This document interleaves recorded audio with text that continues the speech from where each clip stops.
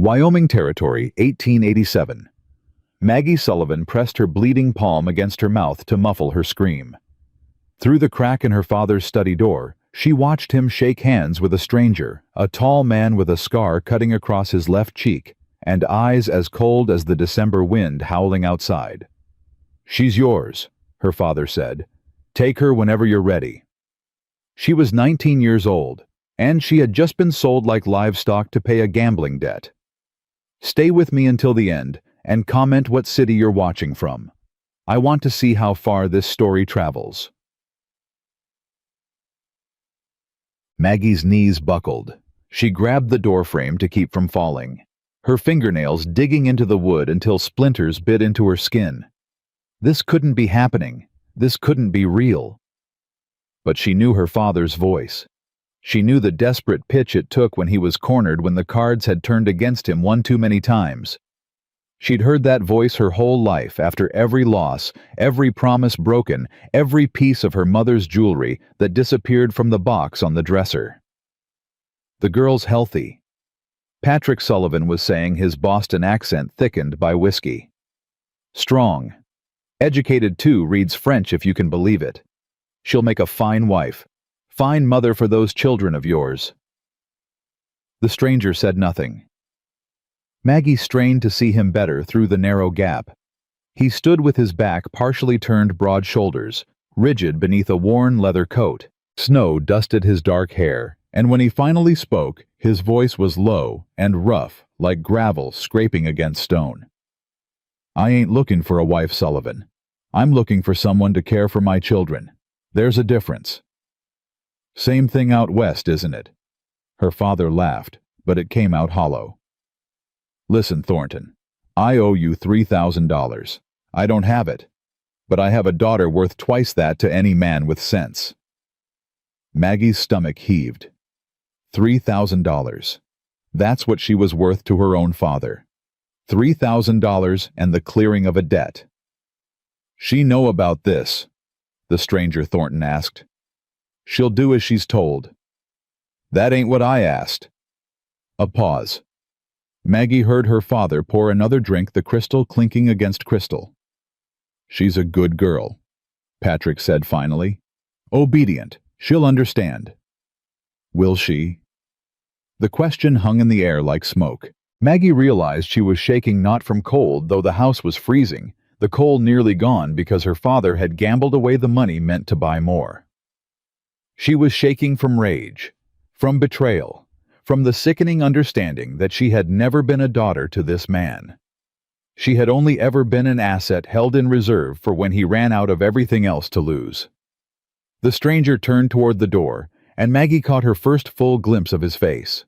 The scar ran from his left temple to his jaw, puckered and white against weathered skin. His eyes were a pale gray blue, the color of winter sky before a storm. He wasn't handsome. His features were too harsh for that, too carved by hardship and loss. But there was something in his expression that made her pause. Something that looked almost like reluctance. "I'll come for her Thursday," he said. "Give her time to pack. And Sullivan." "Yes." "Don't drink away the money I'm leaving for her travel clothes. She'll need warm things where we're going. Wyoming winters don't forgive the unprepared." He moved toward the door, and Maggie scrambled backward, pressing herself against the wall of the darkened hallway. Her heart hammered so loud she was certain he'd hear it. But he walked past without seeing her, his boots heavy on the floorboards, and a moment later the front door opened and closed with a gust of frozen air. Maggie didn't remember deciding to confront her father. One moment she was standing in the shadows, the next she was throwing open the study door, her chest heaving with fury. "How could you—" Patrick Sullivan looked up from his whiskey, and for a brief moment something flickered across his face. Shame, maybe, or just surprise at being caught. "Maggie, you shouldn't be eavesdropping. You sold me." Her voice cracked on the word. "Like I was a horse, like I was nothing." "Don't be dramatic." He drained his glass and reached for the bottle. "I've secured your future. You should be thanking me." "Thanking you?" Maggie laughed, but it came out as a sob. "For selling me to a stranger. For trading me away to cover your gambling debts." Samuel Thornton is no stranger. He's a respected rancher in Wyoming Territory. Owns 800 acres, runs 400 head of cattle. His wife died 2 years back. Left him with 3 young children. He needs help. You need a husband. It's a practical arrangement.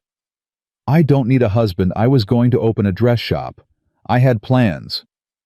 Plans require money. Patrick's voice hardened. Money I don't have. Money I'll never have because every creditor from here to Philadelphia is circling like vultures. You want to talk about what you need. Margaret, you need to eat. You need a roof over your head. You need to not end up in a workhouse when they come to seize this house, which they will do by spring if I don't settle my debts. Maggie felt the blood drain from her face. What? I'm ruined, girl. Completely and totally ruined. I've lost everything, the business, the investments, your mother's inheritance. Everything. All I had left was you. The words hit her like a physical blow. She reached for the back of a chair to steady herself. Mama's inheritance. The money she left for my dowry. Patrick didn't answer. He didn't have to. His silence was confession enough. You gambled it away. Maggie's voice was barely a whisper. All of it. Everything she saved for me. I was trying to win it back. I almost did several times. Stop. She held up her hand. Just stop. I don't want to hear your excuses. I've heard them my whole life, and they've never meant anything. She turned toward the door, then stopped.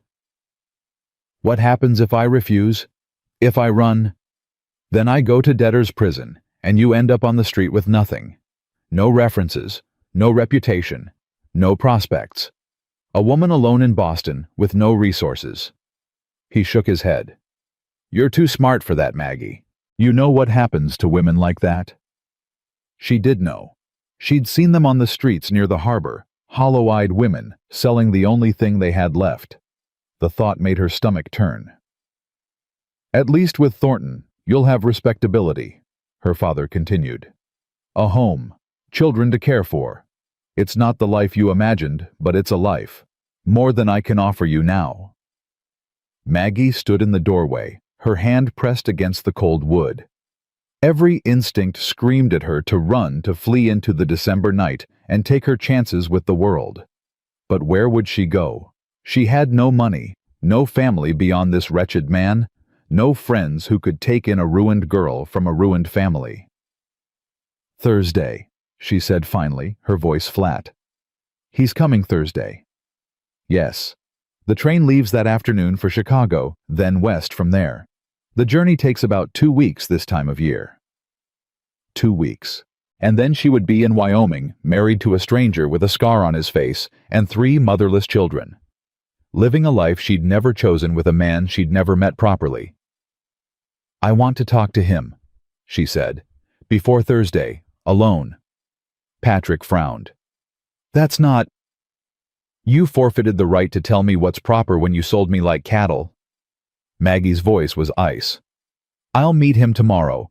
Arrange it, or I'll make sure every society matron in Boston knows exactly why Patrick Sullivan's daughter was married off so suddenly in the middle of winter.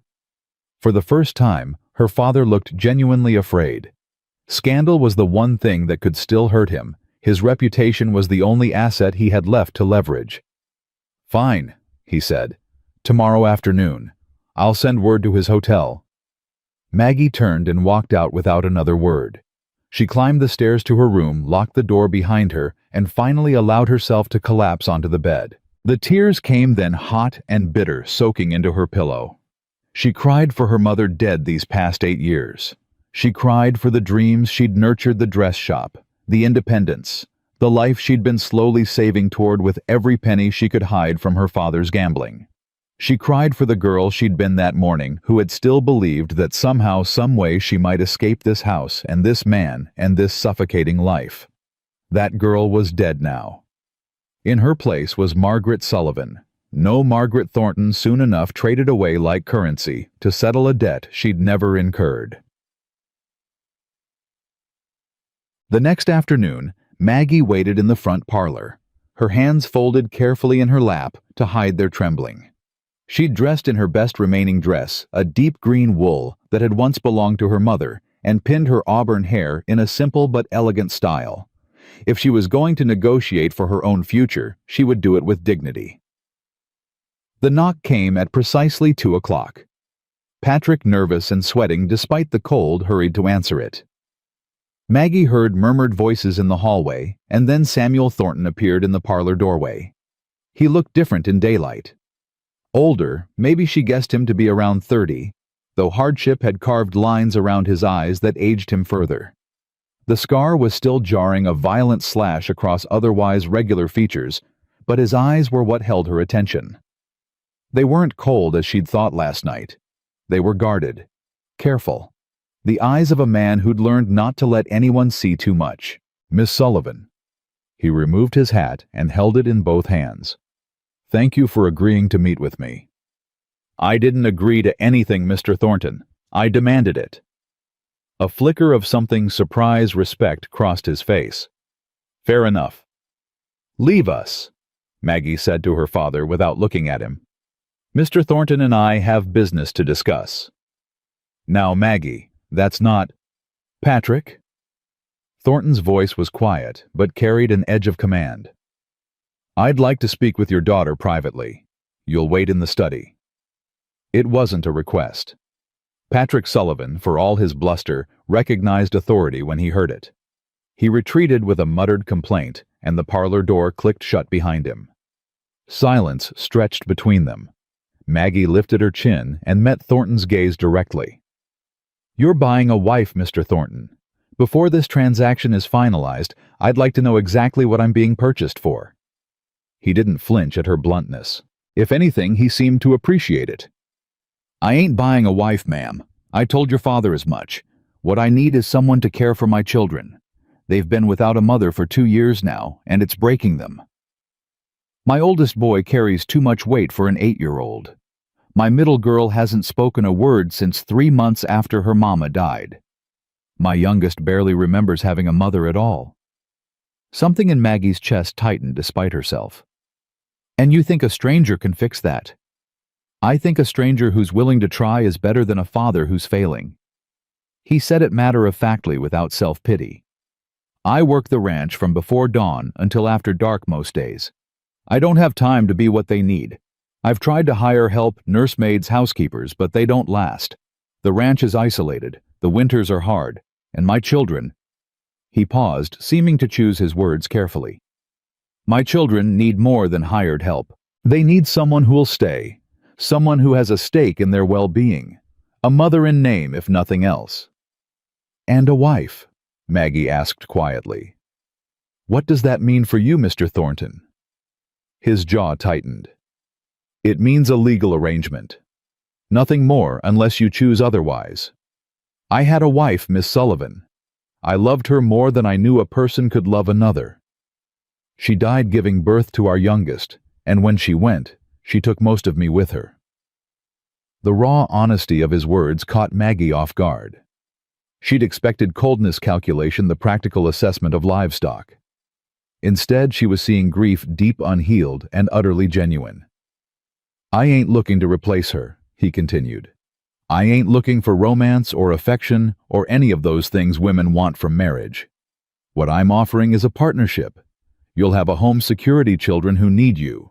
In return, I need someone who'll keep that home running, who'll care for those children like they matter. Because they do matter. They're all I have left." Maggie was quiet for a long moment, processing his words. She'd expected a business transaction cold and mercenary. This was something else, still practical, still born of necessity, but underlined with a desperation that spoke of genuine love for his children. "If I agree to this," she said slowly, "what guarantees do I have that you won't mistreat me, that this isn't a trap of another kind?" Thornton reached into his coat and withdrew a folded document. "I had a lawyer draw this up before I came to Boston. It outlines the terms of our arrangement. You'll have a personal allowance, your own money that your father can't touch. If you're unhappy after 1 year, you're free to leave with enough funds to establish yourself elsewhere. The children and the ranch would remain mine, but you'd be provided for." Maggie took the document with trembling fingers and scanned it. The terms were exactly as he'd described, more than fair given her circumstances. "Why?" she asked. "Why offer me this? Most men in your position would simply take what they'd paid for." "Because I ain't most men." His voice was rough. "And because I know what it's like to have no choices. My wife did before I married her. I watched what it did to her spirit before I got her out. I won't do that to another woman, no matter what her father sold." He met her eyes, and for the first time, Maggie saw something beyond the grief and the guardedness. She saw a man who was trying against all odds to do right in an impossible situation. "I ain't gonna pretend this is ideal," he said, "for either of us. But I'm offering you the best deal I can, a home security purpose, children who need someone to love them, and my word that I'll treat you with respect, always. Even if I never share your bed." The question hung between them, blunt and uncomfortable. Thornton's face remained impassive, though a muscle in his jaw twitched. "Even then, your body is yours, Miss Sullivan. It ain't part of this transaction." Maggie looked down at the document in her hands. Somewhere in the house, she could hear her father pacing, probably pouring himself another drink. Outside, snow was beginning to fall again, blanketing the city in white. She thought of her mother, who had married Patrick Sullivan for love, and spent her whole life paying for that mistake. She thought of the dress shop she'd dreamed of, the independence she'd craved, the life that was now completely beyond her reach. And she thought of 3 children in Wyoming, a boy carrying too much weight, a girl locked in silence, a toddler who'd never know her mother's face, children who needed someone, children who might perhaps need her. "I have conditions," she said finally. "Name them." "I want to continue teaching. If there are children nearby who need education, I want to be able to help them. It was my dream once to teach. I won't give that up entirely." Thornton nodded. "The nearest town is Redstone Valley, about 4 miles from the ranch. They've been looking for a school teacher for 2 years. No one qualified has wanted to stay. Second, I want to be treated as a partner in the household, not a servant. I'll run the home care for the children, but I expect to be consulted on decisions that affect my life." "Fair enough." Third, Maggie's voice hardened. "I want no contact with my father after we leave Boston. He is not welcome in our home, and any letters he sends should go directly into the fire unread. Can you agree to that?" Something shifted in Thornton's expression, something that might have been approval. "Gladly, ma'am." Maggie rose from her chair and extended her hand. "Then we have an agreement, Mr. Thornton." He took her hand. His grip was strong, but careful, calloused, but gentle, and shook it once. "Sam," he said. "If we're going to be married, you might as well call me Sam." "Maggie." They stood there for a moment, 2 strangers bound by circumstance, each measuring the other. Then Sam released her hand and stepped back.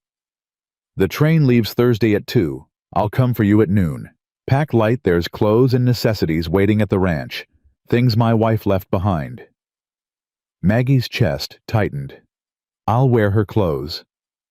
"Only if you're willing. I can arrange for new things once we're settled." "I'm willing." The words surprised her, but she found she meant them. "It's practical, and I've learned to value practical." Sam nodded, that flicker of respect crossing his face again. "You'll do fine out west, I think. Stronger women than you have broken out there, but you've got something they didn't." "What's that?" "You ain't got any illusions left to lose." He put on his hat and moved toward the door. Then he paused, his hand on the frame. "Miss Maggie, there's something else you should know." "Yes." "There's a man in Redstone Valley, Victor Crane. He owns the bank, controls most of the money in the territory. He's been trying to take my land for years. Since Sarah died, he's gotten bolder." "Why are you telling me this?" Sam's jaw tightened. "Because he'll try to get to me through you once he knows you exist. He's done it before, tried to court Sarah before I married her. She refused him. He never forgave either of us for that. You think he had something to do with her death?" "I think he was glad of it." Sam's voice was flat, but his eyes burned. "I can't prove anything, but I want you to know who you're walking into. This ain't just a hard life, Miss Maggie. It might be a dangerous one, too." Maggie absorbed this information, adding it to the complicated picture forming in her mind. A ranch, 3 children, a grieving widower, and an enemy lurking in the shadows. Her new life was shaping up to be far more complex than a simple business arrangement. "Then I'll be careful," she said, "and I'll be ready." Sam studied her for a long moment, as if seeing her for the first time. "Maybe you will be at that," he said quietly. And then he was gone, leaving Maggie alone in the parlor with the contract in her hands and the weight of her future pressing down on her shoulders. The next 2 days passed in a blur. Maggie packed what little she wanted to take her mother's locket, a few books, the green wool dress she'd worn to meet Sam. Everything else she left behind, unwilling to carry any more of her father's house with her than necessary. Patrick Sullivan tried to speak with her several times. Tried to explain, to justify, to apologize. Maggie refused to hear any of it. She moved through the house like a ghost, speaking to him only when absolutely necessary, counting down the hours until she could leave this place forever. On Wednesday night, her last night in Boston, she found herself unable to sleep. She sat by her window watching the snow fall, trying to imagine what awaited her in Wyoming. She thought of Sam Thornton, his scarred face, his careful words, his obvious pain. She thought of 3 children she'd never met, each carrying their own wounds. She thought of the enemy he'd warned her about, this Victor Crane, who lurked in the shadows. She thought of her mother, who had died believing the best of people and been disappointed every single time. Maggie had sworn she wouldn't make the same mistake. She would go into this arrangement with her eyes open and her heart guarded. But something Sam had said kept echoing in her mind. "Your body is yours, Miss Sullivan. It ain't part of this transaction." In all her father's negotiations, in all his calculations of her worth, no one had ever said anything like that to her. No one had ever acknowledged that she might have ownership over herself. Maybe Samuel Thornton wasn't the monster she'd expected. Maybe he was just a broken man trying to hold his family together. Or maybe he was lying, telling her what she needed to hear to make her compliant. She wouldn't know until she got there. She wouldn't know until she saw his children, his ranch, his life. Until she measured his words against his actions and found out which version of him was real. Maggie pressed her forehead against the cold glass and watched her breath fog the window. Tomorrow, she would board a train heading west.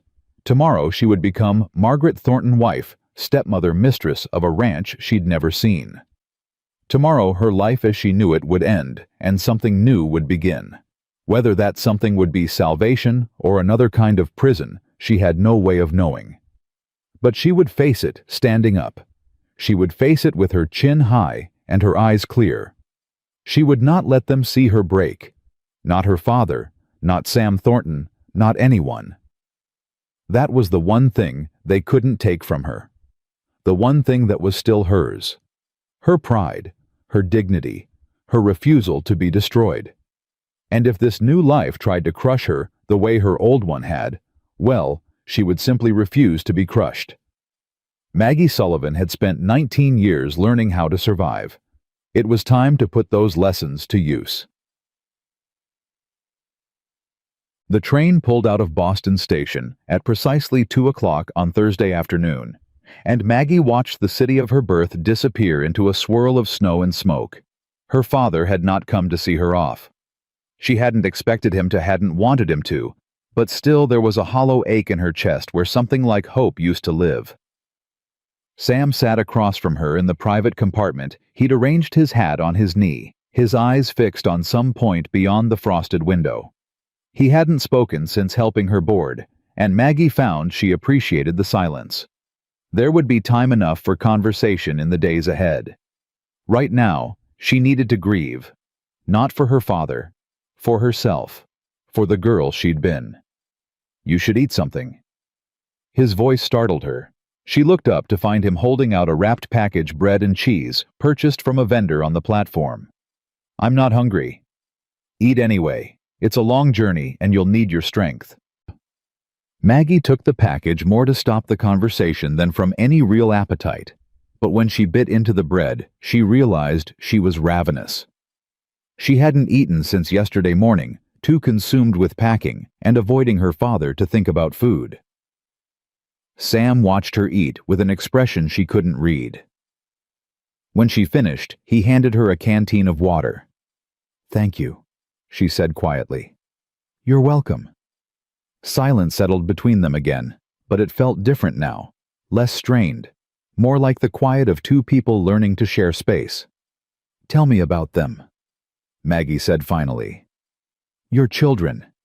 Tell me what I'm walking into." Sam's jaw tightened, but he nodded slowly. "Tommy's the oldest, 8 years old going on 40. He was 6 when his mama died, old enough to remember everything. He's angry at me, at God, at the whole damn world. Takes it out by working himself half to death. I've tried to get him to slow down to just be a boy, but he won't hear it. He blames you for her death." Sam's eyes flickered. "How'd you know that?" "Because if I were 8 and my mother died, I'd blame someone too, and the person closest is always the easiest target." He was quiet for a moment, then continued. "Grace is 6. She was 4 when it happened. Used to be the talkingest child you ever met. Questions about everything, stories about nothing, just constant noise. 3 months after Sarah passed, she stopped. Haven't heard her voice since." Maggie's chest constricted. "Not a single word." "Not one. Doc Mason. She's the physician in Redstone Valley, says there's nothing physically wrong. It's all up here." He tapped his temple. "Trauma, she calls it. Says Grace will talk again when she feels safe enough. But it's been 2 years, and I don't know how to make her feel safe. I don't know how to make any of them feel safe." "And Lily?" Sam's expression softened in a way Maggie hadn't seen before. "Lily's 3. She was only 6 months old when Sarah died. Doesn't remember her mama at all except from the photograph I keep on the mantle. She's sunshine, that one. Happy for no reason, laughing at everything, trying to make the rest of us smile. Sometimes I think she's the only thing holding us all together." "She sounds precious." "She is. They all are." Sam's voice roughened. "They deserve better than what I've been able to give them. They deserve a mother. I know I'm asking a lot, bringing a stranger into their lives, but I didn't know what else to do. I was drowning Miss Maggie. Still am most days." Maggie considered his words carefully. "I can't promise to be their mother," she said. "I don't know how to be a mother. I never had much of one myself after she died when I was 11. But I can promise to try, to care for them, to be patient when patience is needed, and firm when firmness is needed. Will that be enough?" "It'll be more than they've had in 2 years. Then I'll do my best." Sam nodded once, a gesture of acknowledgement rather than gratitude. Then he pulled his hat down over his eyes.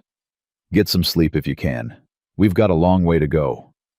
Maggie leaned her head against the cold window and let the rhythm of the train rock her toward an uneasy rest. Behind her closed eyes, she saw 3 children, a boy carrying too much weight, a girl locked in silence, a toddler full of sunshine. Her children now, in name, if nothing else. She would not fail them. She could not afford to fail them. The journey took 12 days. 12 days of trains and stagecoaches, of rough way stations, and rougher roads of endless white landscape stretching toward distant mountains. Maggie learned to sleep sitting up, to eat whatever was put before her, to endure discomfort without complaint. She also learned about Sam Thornton. Not from long conversations. He wasn't a man who talked much, but in small moments, the way he always made sure she had the warmer blanket, the better seat, the larger portion of food, the way he checked on her welfare without making a fuss about it, the way he never, not once, touched her beyond what was necessary to help her in or out of a coach. He was keeping his word, she realized, treating her with respect, maintaining careful distance. And somehow, that made her trust him more than any pretty speech could have. On the 11th day, as they crossed into Wyoming territory, Sam broke a long silence to point toward the horizon. That's home. Beyond those mountains in the valley. Thornton Ranch. Maggie squinted against the glare of sun on snow. It's beautiful. It's hard. His voice was matter-of-fact. Beautiful too, I suppose, but mostly hard. Winters that'll kill you if you're not careful. Summers that'll cook you dry.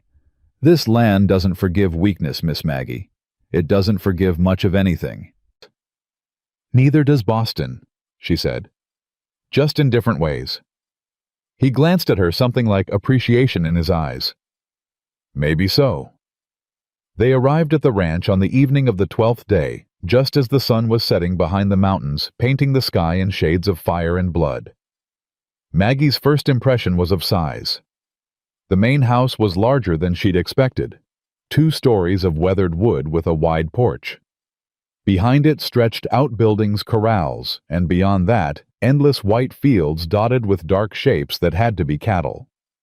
But she barely had time to take it in before the front door burst open and a small figure came flying out. Papa? Papa's home. The child was tiny Lily. It had to be, with wild dark curls and her father's gray eyes. She launched herself at Sam with complete trust, and he caught her easily, swinging her up into his arms with a smile that transformed his whole face. Did you miss me, little bug? Missed you so much? 1,100,000 days. It was only 12 days, sweetheart. That's what I said. 1,100,000. Maggie felt her heart twist at the exchange. This was who Sam Thornton really was, she realized. Not the cold businessman who'd negotiated her purchase, not the guarded stranger who'd sat across from her on the train. This was a father who loved his daughter, who lit up in her presence, who would do anything, even marry a stranger, to keep her safe and happy. Lily's attention turned to Maggie, then curiosity replacing excitement. Who's that, Papa? Sam set his daughter down and took her hand. This is Miss Maggie. Remember I told you she was coming to live with us, to help take care of you. Like a mama? The question hung in the air. Sam's expression flickered with pain, but before he could answer, another figure appeared in the doorway. A boy tall for his age with dark hair and a face that was already hardening into something too old for 8 years. Tommy. He didn't run to greet his father. He stood in the doorway with his arms crossed, watching Maggie with eyes that held nothing but suspicion. So you're the one, he said, the one Pa bought to replace our mama. Tommy. Sam's voice carried a warning. It's true, ain't it? You went all the way to Boston and bought a wife like she was a piece of livestock. Everyone in town's talking about it. Maggie felt the words like a slap, but she kept her face neutral. I wasn't bought to replace anyone, she said calmly. I'm here to help, that's all. We don't need your help. We were doing fine. Tommy, that's enough. Sam's voice had turned to steel. Miss Maggie is a guest in this house, and you'll treat her with respect. She ain't a guest. She's a stranger you brought home to make yourself feel better about. I said enough.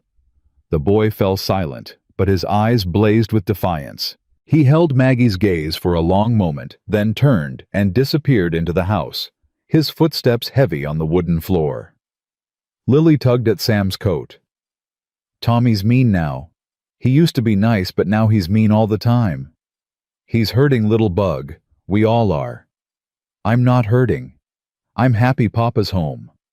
Sam's expression crumpled for just a moment, then smoothed back into control. Let's go inside, shall we? It's cold out here. Maggie followed them into the house, her heart heavy with the weight of what she'd just witnessed. Tommy's hostility wasn't surprising. She'd expected some resistance from the children. But the depth of his anger, the rawness of it, told her this family was more broken than Sam had let on. And then she saw Grace. The girl stood at the bottom of the stairs, silent and watchful. She had her father's gray eyes, but in her small face they looked enormous, taking in everything, revealing nothing. She didn't move when Sam entered, didn't reach for him the way Lily had. She just watched, her expression unreadable. Hey there, Gracie. Sam's voice gentled. I missed you. No response. Not a flicker of expression, not a sound. Sam crossed to her and knelt down, taking her small hands in his large ones.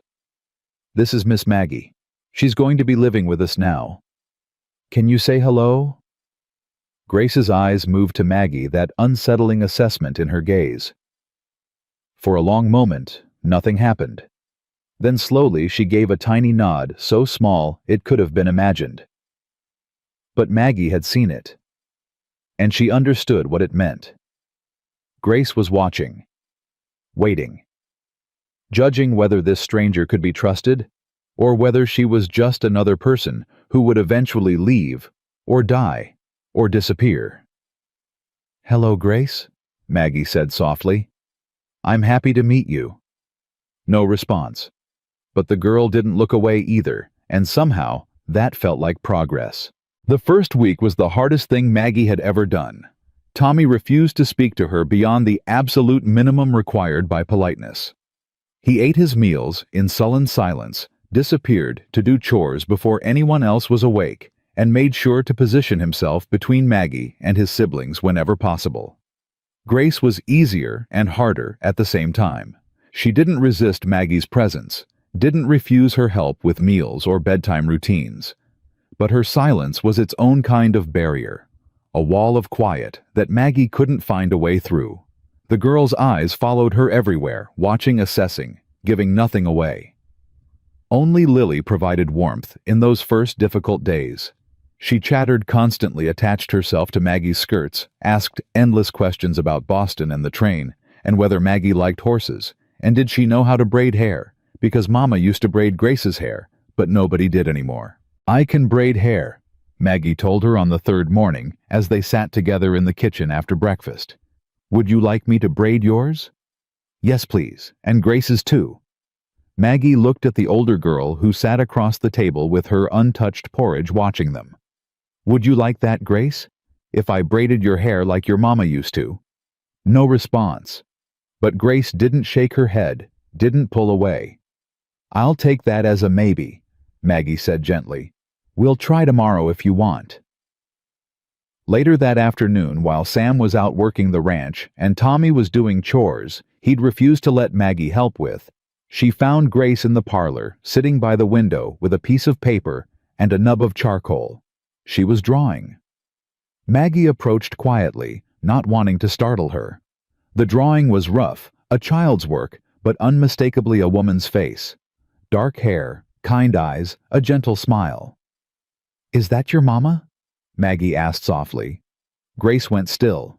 For a moment Maggie thought she'd made a terrible mistake, pushed too hard, too fast. But then the girl nodded just once, and something in Maggie's chest cracked open. "She was beautiful," Maggie said. "You draw her well. May I sit with you?" Another tiny nod. Maggie settled into the chair beside Grace and watched her work.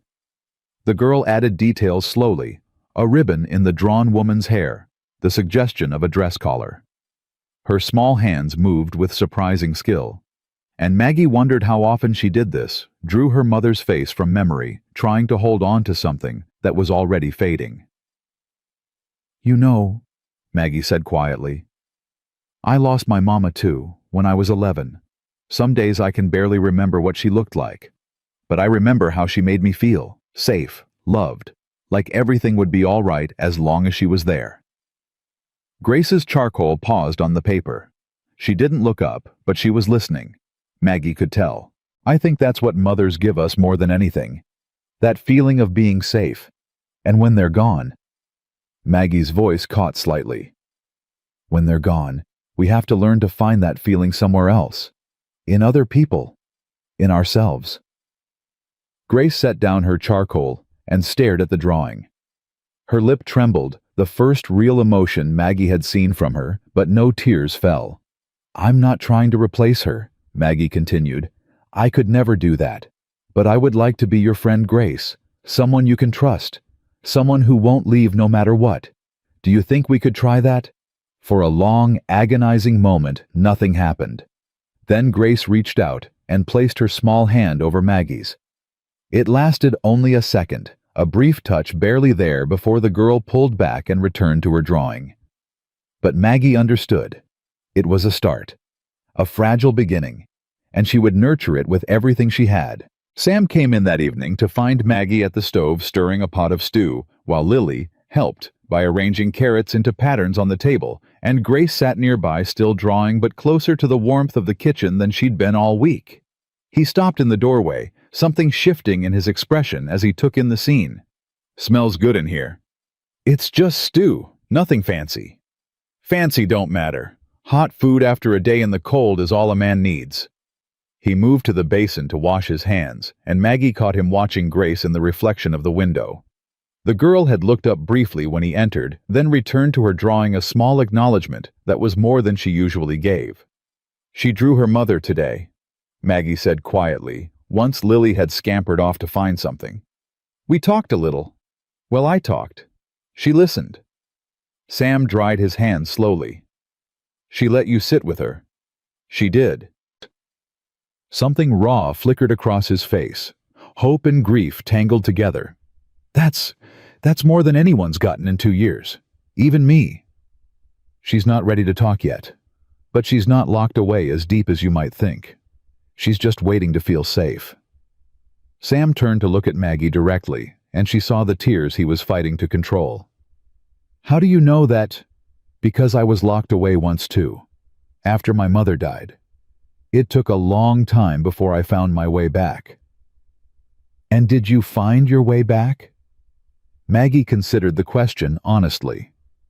"Mostly. Some doors once they close don't ever open all the way again.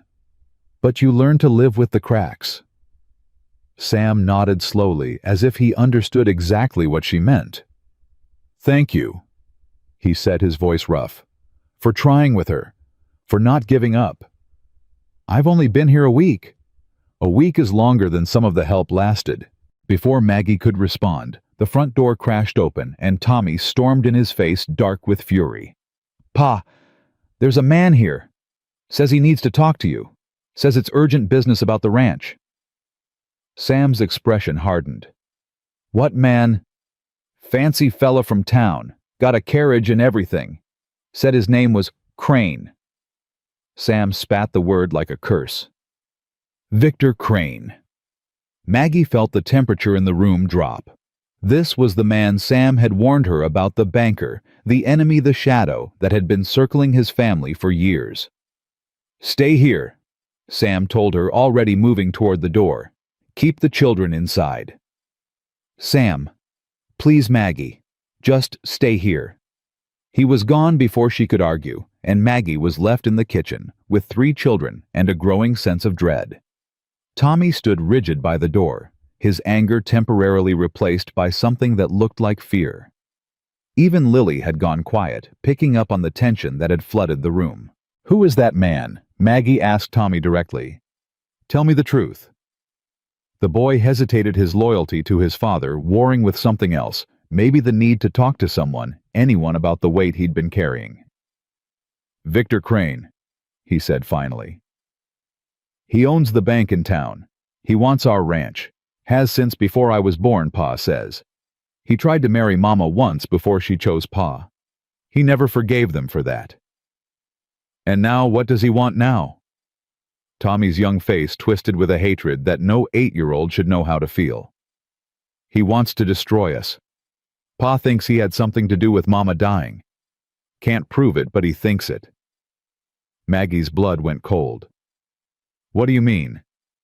"The night Mama got sick, the fever that killed her, she'd been to town earlier that day, to the bank. Pa didn't know why. She wouldn't say. But she came home upset, and by morning she was burning up." "Tommy, that doesn't mean—" "I saw him," the boy cut in, his voice dropping to barely a whisper. "Mr. Crane, I saw him at our fence line that same day, just watching. Just standing there in the snow, watching our house like he was waiting for something."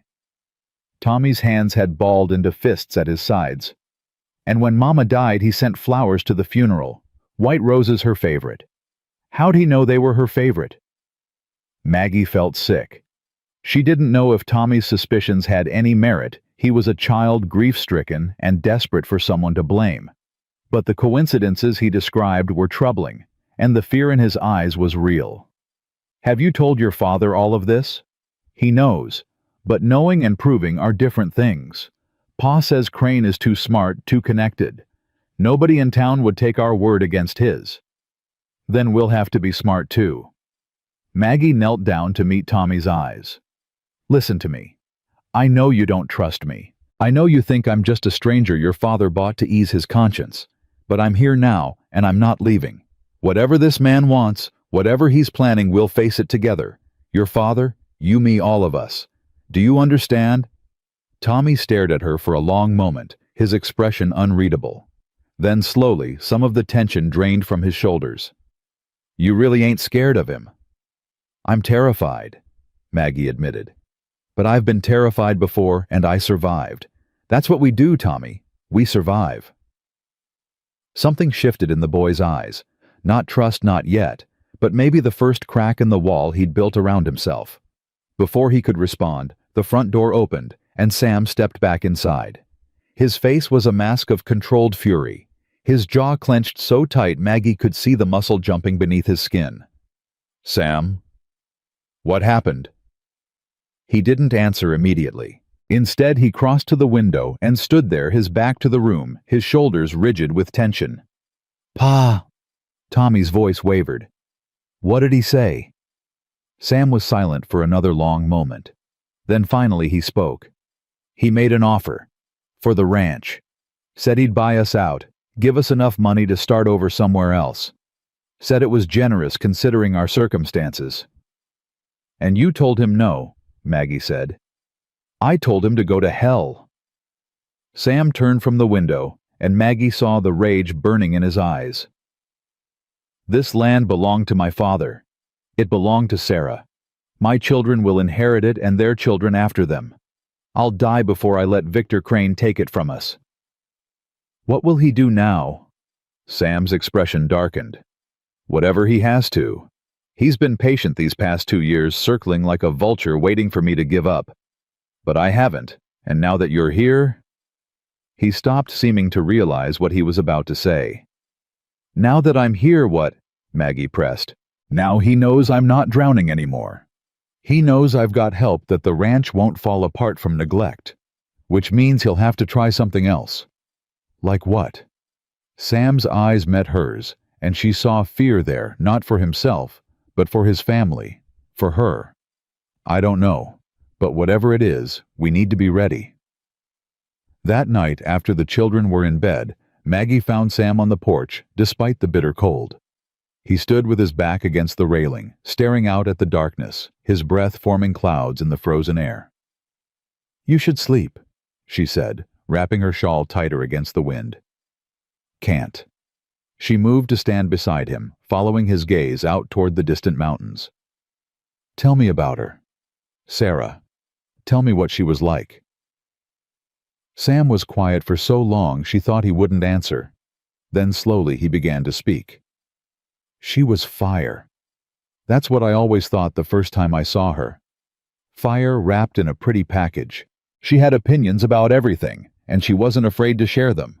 Drove her mama crazy, drove half the town crazy too. But I loved it. Loved that she said what she meant, and meant what she said. His voice roughened. She made me better. Made me want to be better.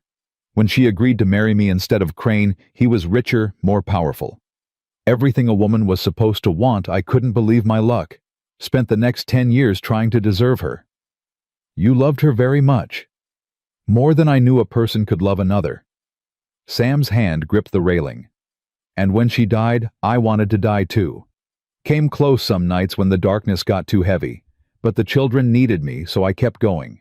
1 day at a time. 1 hour at a time, sometimes 1 minute at a time. Maggie understood that kind of survival. She'd lived it herself in different ways. She'd want you to be happy, Maggie said quietly. Not to stay frozen in grief forever. Happy. Sam laughed, but there was no humor in it. I don't know if I remember what that feels like. Maybe you could learn again. He turned to look at her, and in the moonlight, his scarred face looked almost gentle. Maybe. With time. They stood together in the cold, 2 damaged people trying to find their way forward. Maggie didn't know what the future held, Didn't know if Victor Crane would succeed in his plans, didn't know if she could truly help these children heal, didn't know if the strange partnership between her and Sam could ever become something more. But she knew she would fight for this family. She would fight for this life she was building. And God help anyone who tried to take it from her. The weeks that followed, Victor Crane's visit settled into a tense rhythm. Sam doubled his patrols of the property, riding the fence lines before dawn and after dark, watching for any sign of trouble. Tom, the ranch foreman, hired 2 extra handsmen Sam had worked with before, men he trusted, and they kept watch in shifts through the cold February nights. Maggie threw herself into the work of the household, determined to prove her worth in every way she could. She cooked and cleaned and mended. She taught the children their letters and numbers. She learned the rhythms of ranch life with a determination that surprised even herself. And slowly, almost imperceptibly, the family began to shift around her. Tommy still kept his distance, but his hostility had cooled into something more like cautious observation. He no longer positioned himself between Maggie and his siblings. He no longer made cutting remarks about her being bought and paid for. Instead, he watched her, the way she handled Lily's tantrums, the way she sat patiently with Grace, the way she never complained about the endless work, and something in his young face seemed to be recalculating. Grace remained silent, but she sought Maggie's company more and more. She would appear in the kitchen while Maggie cooked, her drawing paper and charcoal in hand. She would sit beside Maggie during lessons, not participating, but listening intently. And at night, when Maggie braided her hair before bed, she would lean into the touch with a trust that made Maggie's heart ache. And Lily. Lily had claimed Maggie completely. She called her Mama Maggie, now a compromise she'd invented herself, and followed her everywhere like a small, chattering shadow. "Mama Maggie, look at this rock I found. Mama Maggie, can I help stir the soup? Mama Maggie, will you tell me a story about Boston?" Sam watched these developments with an expression Maggie couldn't quite read. Sometimes she caught him staring at her across the dinner table, or pausing in the doorway to observe her with the children, and there was something in his eyes that hadn't been there before. Something warm. Something wondering. But he kept his distance physically. They still slept in separate rooms, still maintained the careful boundaries of their business arrangement. And Maggie told herself she was grateful for that she didn't want anything more, that partnership and respect were enough. She almost believed it. The trouble came on a night in late February, when the wind was howling down from the mountains, and the temperature had dropped so low that the water in the basin froze solid. Maggie had just gotten the children to bed, a battle since Lily insisted on 3 stories, and Grace wouldn't settle until her hair was braided exactly right when she heard Sam's voice from downstairs, sharp with alarm. "Fire, Tom, get the horses out. Fire in the barn." Maggie's blood went cold. She ran to the window and saw it, orange light flickering against the darkness, flames licking up the side of the main barn where they kept the horses and the winter feed.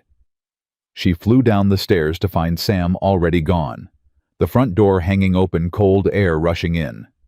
Through the doorway, she could see figures running, hear men shouting, see the flames growing higher despite the falling snow.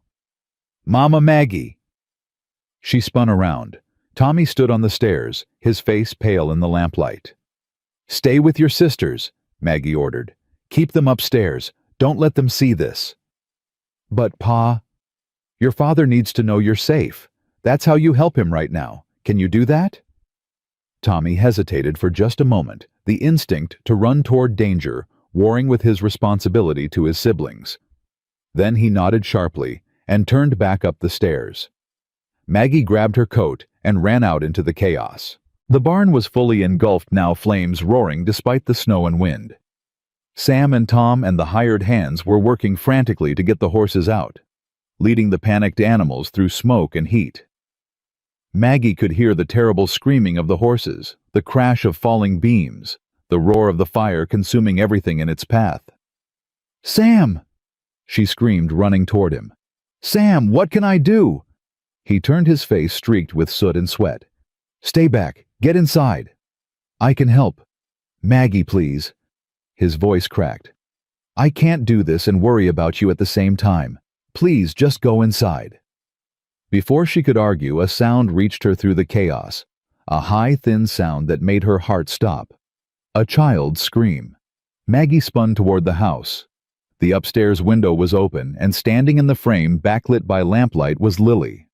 "Mama! Maggie!" The kitty. "The kitty's in the barn."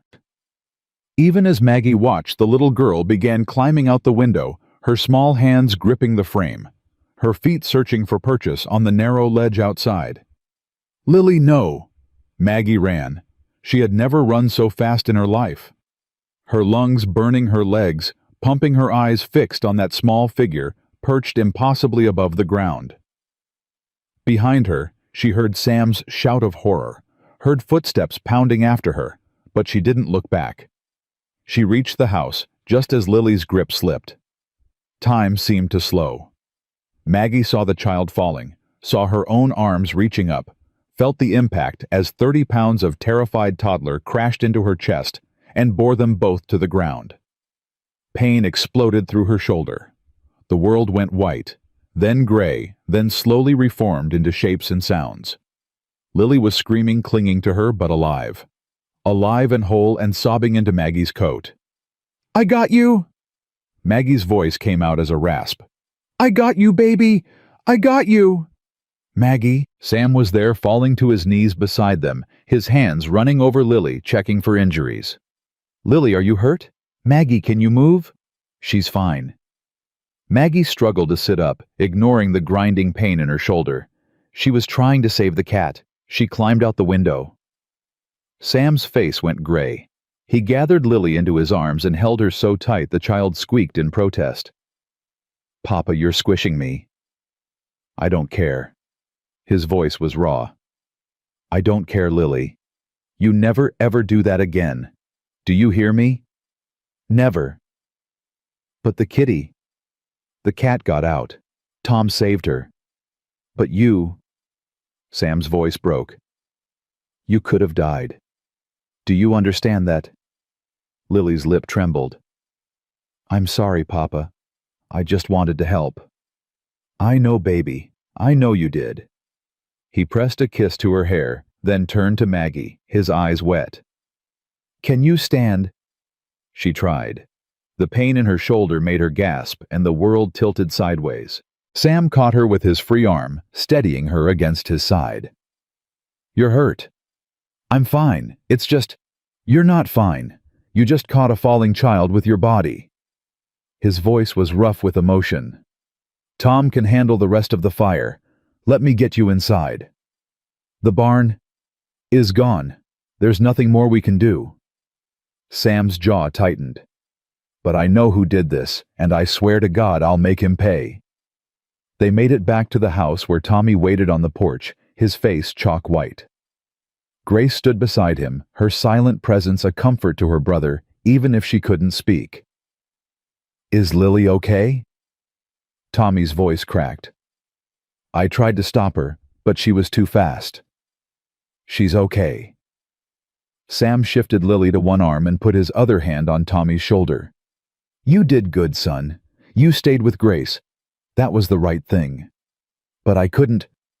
You're 8 years old. You're not supposed to be able to stop everything." Sam's voice gentled. "Miss Maggie caught her. Miss Maggie saved her."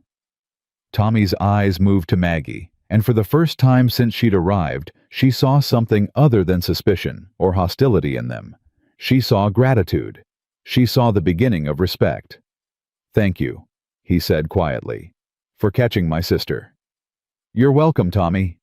They got inside, got Lily calmed down, and put back to bed. Doc Eleanor Mason, the physician, Sam had mentioned, arrived within the hour, summoned by one of the hands. She was a small woman in her 50s with iron gray hair and sharp eyes that missed nothing. "Dislocated shoulder," she announced after examining Maggie. "Going to hurt like hellfire when I put it back, but you'll heal fine. You're lucky you didn't break your neck catching a child from that height." "Didn't have much choice," Maggie said through gritted teeth. "No, I don't suppose you did." Doc Mason's expression softened slightly. "Sam told me what happened. That was brave what you did. Stupid, but brave. Those are often the same thing. Doc Mason laughed a short bark of genuine amusement. I like you, Mrs. Thornton. Most of the women who've tried to help with this family didn't last a month. You've been here 6 weeks, and you've already thrown yourself under a falling child. That takes a certain kind of crazy. Or a certain kind of stubborn. Same thing. Doc Mason positioned her hands on Maggie's shoulder. Ready? Maggie nodded, and the doctor moved. White-hot pain seared through her, and she heard herself scream, and then suddenly the pressure was gone. The joint was back in place, and she was gasping for breath, while Sam gripped her hand so hard she thought he might break her fingers. Sorry, he said, releasing her. I hated seeing you hurt. It's all right. Maggie flexed her shoulder carefully. It ached, but the grinding wrongness was gone. I'll live. Yes. Sam said, his voice strange. You will. Doc Mason left with instructions for rest and a sling Maggie was to wear for 2 weeks. Sam walked her to the door, and Maggie heard them talking in low voices. Something about the fire, about Victor Crane, about evidence that might or might not exist. Then the door closed, and Sam came back to where Maggie sat in the parlor, her injured arm cradled against her chest. It was him, Sam said flatly. The fire. One of my men found a lantern at the base of the barn wall, one that doesn't belong to us. It was arson. Can you prove it? No. Crane's too careful for that. But I know it was him. This is how he works, wearing me down, destroying what I've built, trying to make me desperate enough to sell. Sam's hands curled into fists. He wants me broken. He wants me to give up. Will you? Never. The word was steel. This land is my children's birthright. I won't let him take it. Maggie reached out with her good hand and touched his arm. Then we fight. Together. Whatever he throws at us, we face it together. Sam looked at her, and something cracked open in his expression. You got hurt tonight. Because of me. Because of my problems. You could have been killed catching Lily. I wasn't. But you could have been, and I... His voice roughened. I couldn't bear it, Maggie. When I saw you on the ground when I thought you might be, I couldn't bear it. The confession hung between them, raw and honest and terrifying in its implications. Maggie's heart hammered against her ribs. Sam? I know this isn't what we agreed to. He stepped closer, close enough that she could feel the heat of him despite the cold. I know I said partnership and respect and nothing more. But I'm starting to feel... He stopped, seeming to struggle for words. Sam Thornton, who always knew what to say, who measured every sentence with careful precision, was lost. I'm starting to feel it too, Maggie whispered. His eyes met hers, and she saw hope there. Hope and fear and longing all tangled together. It's too soon, he said. We shouldn't. Maybe, Maggie agreed. But maybe we don't get to decide when things are right. Maybe we just have to be brave enough to reach for them when they come. Sam raised his hand and cupped her face, his calloused palm warm against her cheek. You're extraordinary, Margaret Thornton. Every day you're here I understand that a little more. He kissed her, then gentle, careful of her injured shoulder, but with a heat beneath the tenderness that made her pulse race. It was different from the careful distance they'd maintained, different from the business arrangement they'd agreed to. This was something new, something real. When they finally pulled apart, both breathing hard, Sam rested his forehead against hers. Whatever comes next, he said quietly. We face it together. You and me. Partners. Partners, Maggie agreed. And for the first time since she'd arrived in Wyoming, she felt like she might actually belong here. The next few weeks brought a new kind of normal to the Thornton ranch. The barn was rebuilt, smaller than before, but sturdy, and the horses were safe in their new home. The threat of Victor Crane hung over everything, but there were no more incidents, no more fires or sabotage. Just the oppressive weight of waiting for the other shoe to drop. But inside the house, something was changing. Sam no longer kept his careful distance. He found excuses to touch Maggie, a hand on her shoulder, as he passed, fingers brushing hers, when she handed him coffee, a kiss pressed to her forehead before he left for the day's work. And Maggie, her heart beating faster each time, let herself lean into it. The children noticed, of course. Lily was delighted, declaring loudly that Papa and Mama Maggie were in love like in stories, which made both adults flush and change the subject. Tommy said nothing, but his wariness had softened into something like acceptance.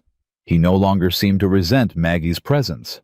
He even asked for her help with his arithmetic one afternoon, a request so unexpected that Maggie had to hide her shock. And Grace? Grace continued her silent vigil, watching everything with those enormous eyes. Maggie kept working with her, kept sitting beside her, kept braiding her hair and reading aloud and waiting for the breakthrough that might never come. It came on a Tuesday in March, in the most unexpected way possible. Maggie was in the kitchen rolling out dough for a pie when she heard the front door open. She assumed it was Sam come in early from checking the fences and didn't turn around. "You're back early. I'm making apple pie your favorite if Tommy's information is correct." How domestic. The voice was not Sam's. Maggie spun around, her heart lurching. A woman stood in the kitchen doorway, beautiful blonde, dressed in clothes far too fine for a ranch visit. Her smile was sweet, but her eyes were cold. "You must be the new Mrs. Thornton. I'm Charlotte Webb. I own the ranch to the south." She moved into the kitchen without being invited, her gaze sweeping over Maggie with obvious assessment. "I've been meaning to call, but things have been so busy. You know how it is." Maggie wiped her floury hands on her apron, keeping her expression neutral.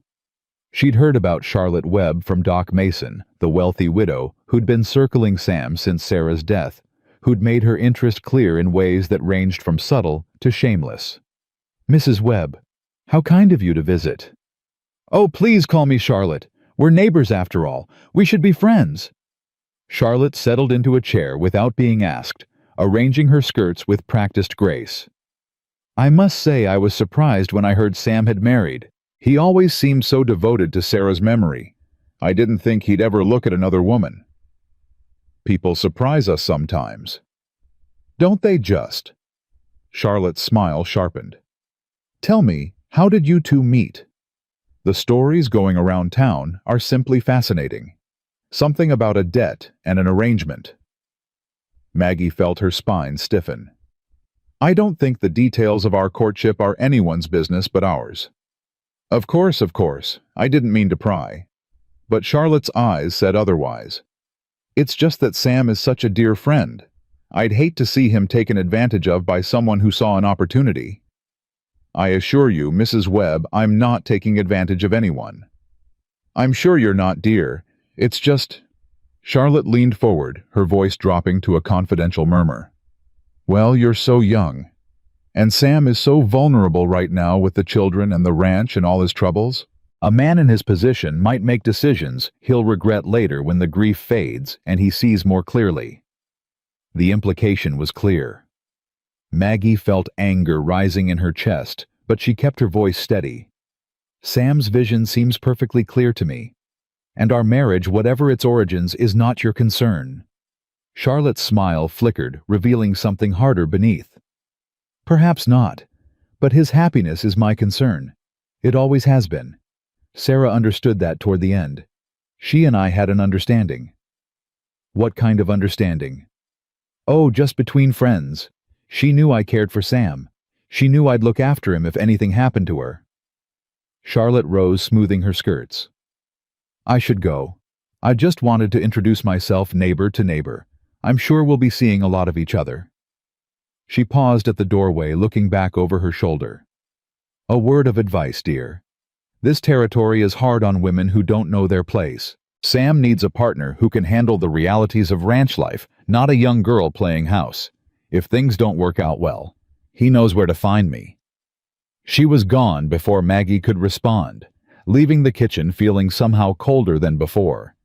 Maggie stood frozen, her hands still covered in flour, her heart pounding with anger, and something that felt uncomfortably like fear. Charlotte Webb wasn't just a rival, she was a threat. A woman with power and connections and an obvious agenda. And she knew something about Sarah. Something about an understanding that Maggie didn't comprehend. "I don't like her." Maggie jumped. Grace stood in the doorway, her small face fierce with an emotion Maggie had never seen from her before. And she had spoken. "Grace." Maggie's voice came out as a whisper. "Grace, you talked." The little girl seemed to realize what she'd done. Her eyes went wide, her hand flying to her mouth as if to catch the words and stuff them back in. She started to retreat, to flee back into her silence, but Maggie crossed the kitchen in 3 steps and knelt down before her. "It's okay," Maggie said softly, taking Grace's small hands in hers. "It's okay, sweetheart. You don't have to be scared. You said something beautiful. You protected me." Grace's lip trembled. Her eyes filled with tears. "I don't like her." She repeated, her voice rusty from disuse but clear. "She's mean. She was mean to Mama. I remember." "What do you remember, Grace?" The little girl's face crumpled. "She came to the house. Before Mama got sick. She said things. Made Mama cry. I wasn't supposed to hear, but I did. And then Mama went to town the next day, and then she... Grace couldn't finish. She collapsed against Maggie's chest, sobbing the first tears she'd shed in 2 years. The first sounds of grief she'd allowed herself to make. Maggie held her tight, rocking her gently, her own tears streaming down her face. "It's okay," she whispered. "It's okay, sweetheart. I've got you. I've got you." She didn't know how long they stayed like that, wrapped around each other on the kitchen floor. But when Sam came in, having seen Charlotte's carriage departing, and rushed to check on his family, he found them there. His daughter speaking for the first time in 2 years. His wife holding her like she'd never let go. He fell to his knees beside them, gathering them both into his arms, and for a long moment, the 3 of them just held each other. "Gracie." Sam's voice was wrecked with emotion. "Gracie, baby. You're talking." "I don't like Mrs. Webb, Papa." Grace's voice was muffled against his chest. "She's a bad lady. She hurt Mama." Sam went very still. His eyes met Maggie's over his daughter's head, and she saw something dangerous in them, something cold and sharp as a blade. "What do you mean, sweetheart? How did she hurt Mama?" "I don't know." Grace pulled back, wiping her nose on her sleeve. "But she made Mama cry." "And then Mama got sick. And then she died." The words hung in the air like a curse. Maggie watched Sam's face transform from grief to rage to a terrible focused calm. "Grace, honey, I need you to be very brave and tell me everything you remember about that day. Can you do that for Papa?" The little girl nodded, and slowly, haltingly, she began to speak. Her words were fractured by 2 years of silence, but the story they told was clear enough. Charlotte Webb had come to the house while Sam was away. She'd argued with Sarah about something Grace couldn't understand. Sarah had cried, had ordered Charlotte to leave, had spent the rest of the day upset and distracted. And the next morning she'd gone to town to the bank Grace remembered because she'd asked to go, and Sarah had said no bank business was for grown-ups. And that night, the fever had begun. When Grace finished, Sam was white-faced and trembling. Maggie reached for his hand, steadying him. "We don't know what it means," she said softly. "Not yet." "I know what it means." Sam's voice was barely a whisper. "It means Charlotte Webb is connected to whatever happened to Sarah. It means she and Crane—" He stopped, unable to finish. "What do we do?" Sam looked at his daughter, who watched him with those enormous gray eyes. Her mother's eyes finally clear of the shadows that had haunted them. "We find the truth," he said, "whatever it takes. We find out what really happened to Sarah." And in that moment, Maggie understood that everything was about to change. The careful peace they'd built, the tentative happiness they'd found, it was all balanced on the edge of a knife. But they would face it together, all of them, whatever the truth turned out to be. The days following Grace's revelation were tense with purpose. Sam sent discreet inquiries to contacts he trusted, former lawmen, ranchers who owed him favors, anyone who might have information about Victor Crane's dealings or Charlotte Webb's movements 2 years ago. Maggie kept the household running, watching the children with extra vigilance. Her senses sharpened to every strange sound or unexpected visitor. Grace, having broken her silence, seemed unable to stop talking. It was as if 2 years of words had been dammed up inside her, and now they poured out in a constant stream. Questions, observations, memories she'd kept locked away. She asked about her mother, constantly wanting to know things Sarah had liked, things she'd said, stories about her childhood. And Maggie answered as best she could, drawing on what Sam had told her, making up what she didn't know, doing anything to keep that precious voice flowing. Tommy watched his sister's transformation with wonder and something that looked like guilt. One evening, after Grace had finally exhausted herself and gone to bed, he found Maggie alone in the kitchen. "She talked because of you," he said quietly. "Because you made her feel safe enough to try." "She talked because she was ready," Maggie corrected. "And because she wanted to protect me from Mrs. Webb. Your sister has a brave heart." "So do you." Tommy shifted his weight, clearly uncomfortable with what he was about to say. "I've been thinking about how I treated you when you first came. I was mean. I said awful things. You were hurting. People who hurt sometimes lash out. That ain't an excuse." Tommy's jaw set in a way that reminded Maggie painfully of his father. "Pa raised me better than that. Mama raised me better. I should have given you a chance instead of hating you for something that wasn't your fault." Maggie set down the dish she'd been drying and gave Tommy her full attention. "You were protecting your family. That's not something to apologize for." "But I was wrong about you." The boy's voice cracked. "You're not trying to replace Mama. You're just trying to help. And you saved Lily, and you got Grace to talk again, and you—" He stopped, swallowing hard. "You make Pa smile. I didn't think anyone could do that anymore. Tommy, I just wanted to say thank you, and I'm sorry, and—" He hesitated, then rushed on. "And I'm glad you're here, even if I didn't act like it before." Maggie felt tears prick her eyes. She opened her arms, offering, but not demanding, and after a moment's hesitation, Tommy stepped into her embrace. He was too old to be held like a child, already stiffening with the self-consciousness of approaching adolescence, but he let her hug him anyway. "Thank you, Tommy," she whispered. "That means more than you know." He pulled back, scrubbing at his face with his sleeve. "Don't tell Pa I cried. Your secret's safe with me." A ghost of a smile crossed his face, the first real smile she'd seen from him, and then he was gone, disappearing up the stairs to his room. Maggie stood alone in the kitchen, her heart full to bursting. This family had accepted her, not just tolerated her, not just allowed her presence, actually accepted her as one of their own. The children called her Mama, now all three of them. Sam looked at her like she was precious, like she mattered, like losing her would break something in him that couldn't be repaired. She had come here expecting nothing, and somehow, against all odds, she had found everything. The storm arrived without warning on a night in late March, howling down from the mountains with a fury that rattled the windows and made the walls groan. Sam had been out checking the cattle with Tom and the hired hands, and as the hours passed with no sign of him, Maggie's worry grew into something close to panic. "He'll be fine," she told the children, trying to keep her voice steady. "Your father knows this land better than anyone. He'll find shelter until the storm passes." But Tommy's face was pale, and even Lily had stopped her constant chatter, sensing the tension in the air. Only Grace seemed calm, curled up beside Maggie on the settee, her small hand gripping Maggie's with fierce determination. "Papa always comes home," Grace said quietly. "He promised Mama he'd always come home."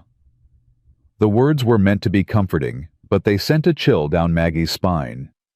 Sarah had believed that too, probably. Had believed her husband would always be there, that their family would always be whole. And then she'd died, and promises had turned to ash.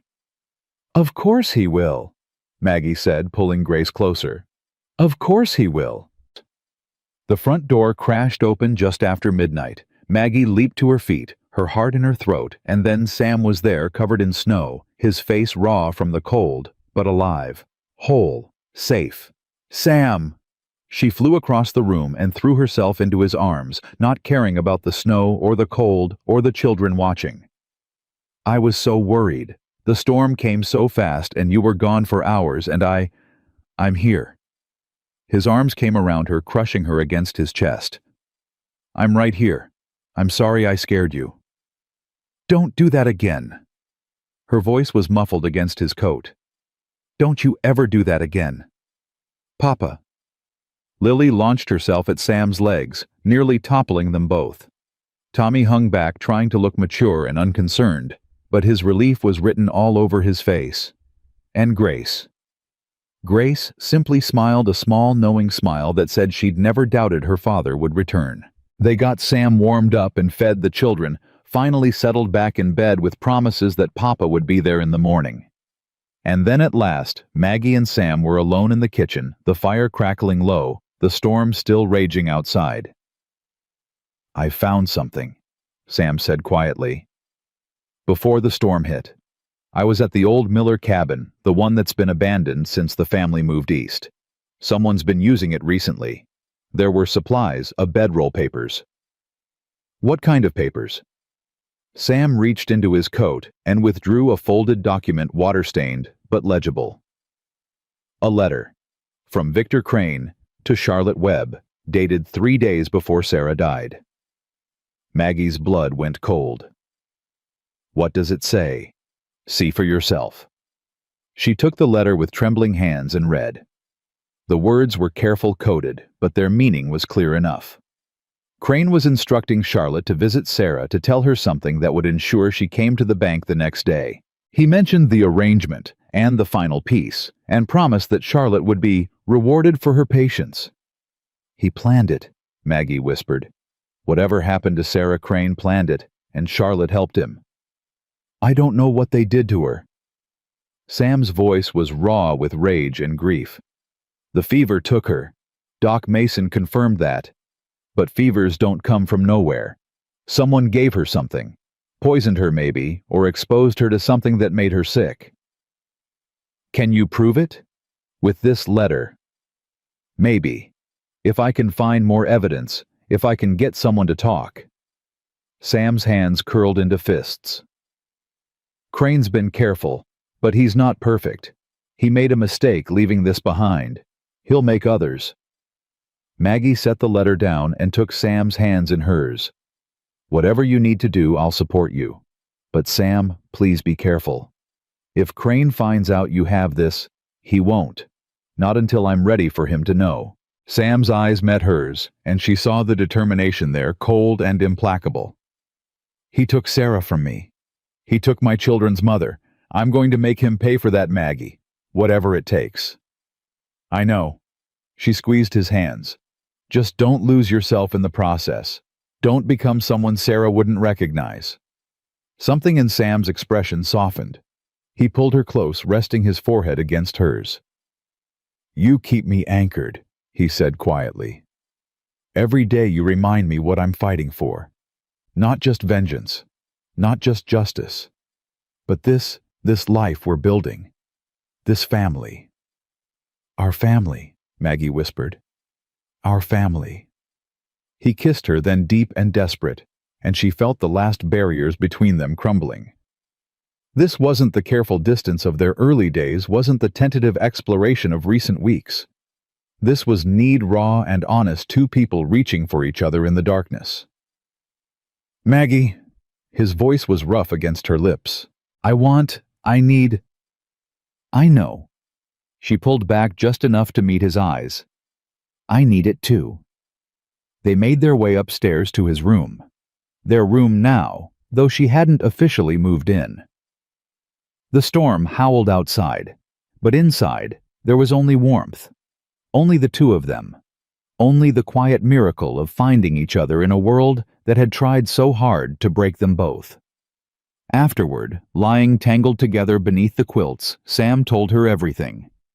About the day Sarah died, how he'd been miles away chasing cattle that had broken through a fence, how he'd come home to find her burning with fever, how he'd held her hand through 3 days of agony before she finally slipped away.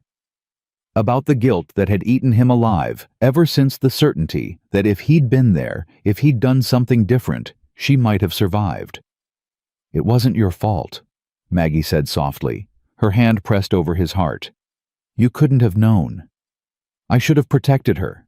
That was my job, to protect her, to protect our children, and I failed." "You didn't fail.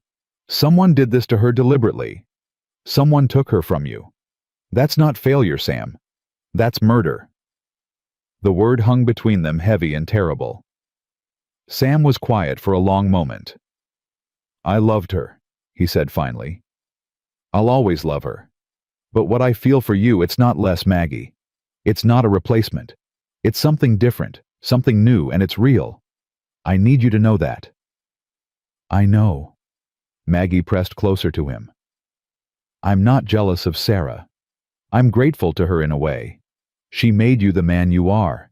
She gave you those beautiful children. And her voice caught. "She left a space in this family that I get to fill. That's not a burden. That's a gift." Sam gathered her closer, his arms tight around her. "I don't deserve you." "Maybe not." She smiled against his chest. "But you're stuck with me anyway." They slept, eventually wrapped around each other, the storm still raging outside, but somehow unable to touch them. And for the first time in longer than he could remember, Sam Thornton dreamed of something other than death and loss. He dreamed of the future. The morning dawned gray, and still the storm having blown itself out some time before sunrise. Maggie woke alone in the bed, which didn't surprise her. Sam had always been an early riser. She dressed quickly and went downstairs, expecting to find him in the kitchen with coffee. Instead, she found Grace standing by the front window, her face pale with fear. "Mama, Maggie?" The little girl's voice trembled. "Tommy's gone." Maggie's heart stopped. "What do you mean, gone?" "He's not in his room. He's not anywhere. And Papa's looking for him, but—" Grace pointed out the window. "There's tracks. In the snow. Someone took him." Maggie ran to the window. Grace was right. There were tracks leading away from the house. 2 sets of footprints in the fresh snow. One small, one large. And beside them, the marks of a horse being led. "Where's your father?" "He followed the tracks. He told me to stay here with you and Lily. He said—" Grace's voice broke. "He said to be brave." Maggie's mind raced. Someone had taken Tommy in the night while the storm raged, while she and Sam were lost in each other. They'd walked right up to the house and stolen a child from his bed. Crane. It had to be Crane. "Grace, listen to me." Maggie knelt down and gripped the girl's shoulders. "I need you to stay here with Lily. Lock the doors. Don't open them for anyone except me or your father. Do you understand? Where are you going?" "To help bring your brother home." She didn't wait for a response. She grabbed her coat, grabbed the rifle Sam had taught her to use, and ran out into the cold. The tracks were easy to follow in the fresh snow. Too easy, she realized.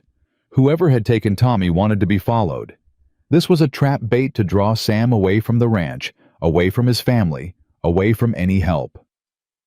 She found them in the clearing near the old Miller cabin, and the scene made her blood run cold. Tommy was on his knees in the snow, his hands bound behind his back, his face bruised and tear-streaked. Victor Crane stood behind him, a pistol pressed to the boy's temple. And Sam stood 10 feet away, his own gun drawn, his face a mask of fury and terror. "Ah, Mrs. Thornton." Crane's voice was smooth, almost pleasant. "How good of you to join us. I was hoping you would." "Let him go."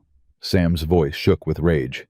"This is between you and me, Crane. The boy has nothing to do with it." "On the contrary, he has everything to do with it. He's leverage, Mr. Thornton. Something to ensure your cooperation." "What do you want?" "What I've always wanted. The ranch. Your land. Everything you have." Crane's smile was ice. "I've been patient, you see. I waited for grief to break you. I waited for the burden of raising 3 children alone to crush you. But you refused to bend. And now you've brought this woman into your home, this stranger who somehow managed to put your broken family back together." His eyes moved to Maggie, and she saw hatred there, pure and bottomless. "You ruined everything," he said softly, "just like Sarah did all those years ago. She could have had wealth status, a life of comfort. Instead, she chose this." He gestured contemptuously at Sam. "A dirt farmer playing at rancher, and now you've done the same thing." "Sarah chose love." Maggie said, her voice steady despite her terror. "She chose a good man who would never hurt her. Can you say the same?" Crane's composure cracked slightly. "Sarah made a mistake I tried to correct. By killing her." The words fell like stones. Crane's face went white, then red. "I didn't kill her. The fever killed her." "The fever you gave her." Sam's voice was deadly calm. "I found your letter, Crane. The one you sent to Charlotte Webb. I know what you did." For a moment, Crane seemed genuinely shaken. Then he recovered his grip, tightening on Tommy's shoulder. "It doesn't matter what you think you know. No one will believe you. I own this town, the sheriff, the judge, everyone who matters. You're nothing but a grieving widower with a grudge." "Maybe so." Sam took a step forward. "But I'm also a father whose son you're threatening. And if you hurt him, if you so much as scratch him, I will kill you, Victor. Slowly, painfully. And I'll make sure you know exactly why you're dying every second of the way." Something flickered in Crane's eyes, fear maybe, or just the recognition that he was dealing with a man who had nothing left to lose. "Papa." Tommy's voice was small but steady. "Papa, I'm not scared." "I know, son. You're being so brave. Just hold on a little longer. Actually, I think we're done here." Crane raised his pistol toward Sam. "I'm tired of waiting. I'm tired of watching you cling to what should have been mine. So here's what's going to happen. You're going to sign over the deed to your ranch. Then you're going to take your worthless family and leave Wyoming forever. And if you don't—" He didn't finish the sentence. He didn't need to. "And if I refuse, then I kill the boy. Then I kill your wife. Then I burn down your house with your other children inside. And then only then I kill you." Crane's voice was flat empty of anything resembling humanity. "Those are your choices, Thornton. There are no others." Sam's gun wavered. Maggie could see the calculation in his eyes, the desperate search for any other option, any way out, that didn't end in tragedy. But Crane held all the cards. He had Tommy. He had the gun. He had no conscience and nothing to lose. "Don't do it, Pa." Tommy's voice cracked. "Don't give him what he wants. I ain't worth—" "You're worth everything." Sam's voice broke. "You and your sisters are worth everything in this world to me." "Then survive. Take care of them. Don't let him win." "Tommy." "I ain't scared," the boy repeated. But this time his voice trembled. "Mama always said brave people get scared too. They just do what's right anyway." Maggie's heart shattered. This child, this 8-year-old boy who'd carried too much weight for too long, was prepared to die to save his family. Was telling his father to let him go. She couldn't let that happen. "Mr. Crane." Her voice rang out clear and strong, cutting through the tension. "I have a counteroffer." Crane's eyes snapped to her, surprised. "I don't negotiate with—" "You'll negotiate with me." Maggie stepped forward, positioning herself between Sam and Crane. "Because I know things. Things about your business dealings. Things about the money you've been skimming from the bank's accounts. Things I found in the papers you left at the Miller cabin." It was a bluff. She hadn't found anything of the sort, but she watched Crane's face go pale and knew she'd struck a nerve. "You're lying." "Am I?" "You kept records, Mr. Crane. Careful, detailed records of every payment you made, every official you bribed, every law you broke. You couldn't help yourself, men like you never can. You need to see the evidence of your own cleverness." "There are no records." "Then you won't mind if I tell the territorial marshal where to look. I sent a letter this morning before I followed you here. If anything happens to this family, anything at all, that letter will reach its destination. And then your whole empire comes crashing down." Crane's composure shattered completely. "You're bluffing. You have to be bluffing." "Try me." The moment stretched, tension crackling in the cold air. Maggie held Crane's gaze, refusing to look away, refusing to show fear. Behind her, she heard Sam's sharp intake of breath, felt his readiness to move if the opportunity arose. And then, incredibly, Crane's gun hand began to tremble. "You think you've won," he said, his voice shaking with rage. "But this isn't over. He never finished the sentence. A shot rang out, and Crane crumpled to the snow, the pistol falling from his nerveless fingers. Maggie spun around. Behind her, standing at the edge of the clearing with a rifle still raised, was Tommy's foreman, Tom. And beside him, her face grim with satisfaction, stood Doc Eleanor Mason. "Took you long enough," Tom said to Sam. "We've been tracking this snake since dawn." Sam's voice failed him. He ran to Tommy, falling to his knees in the snow, gathering his son into his arms. Tommy, are you all right?" "I'm okay, Pa." The boy was crying now, great heaving sobs of relief. "I'm okay. I knew you'd come. I knew you wouldn't let him hurt me." Sam held him tight, rocking him, his own tears streaming down his face. And Maggie. Maggie stood in the snow and watched, her heart so full she thought it might burst. It was over. The threat that had hung over this family for years, the shadow of Victor Crane and his obsessive hatred, it was finally truly over. Doc Mason approached her, expression softening as she looked at the reunited father and son.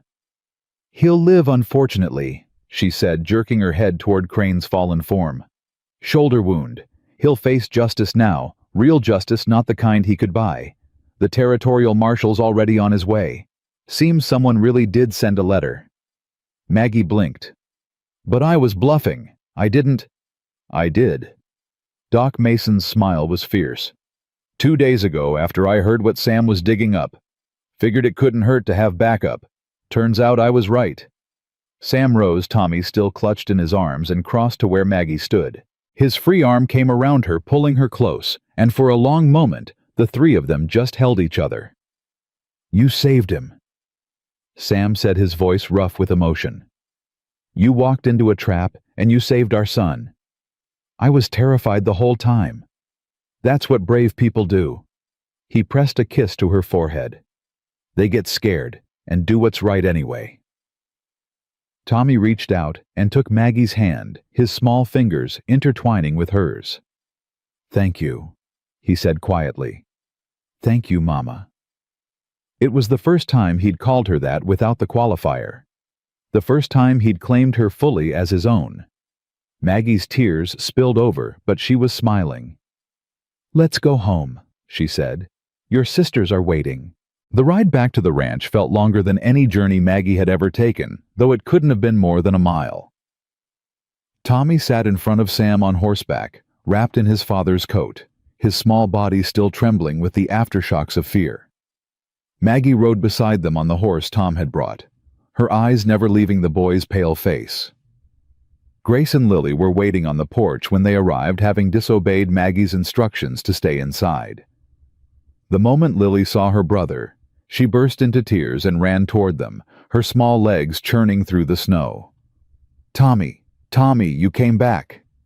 Sam dismounted and lifted Tommy down just in time for Lily to crash into her brother's legs, nearly knocking him over. Grace followed more slowly, but her face was luminous with relief. "I knew you'd come home," she said quietly, taking Tommy's hand. "I told Lily. I said Papa and Mama would bring you back, and they did." Tommy knelt down and pulled both his sisters into a fierce embrace. "I'm sorry I scared you. I'm sorry His voice broke. "I should have fought harder.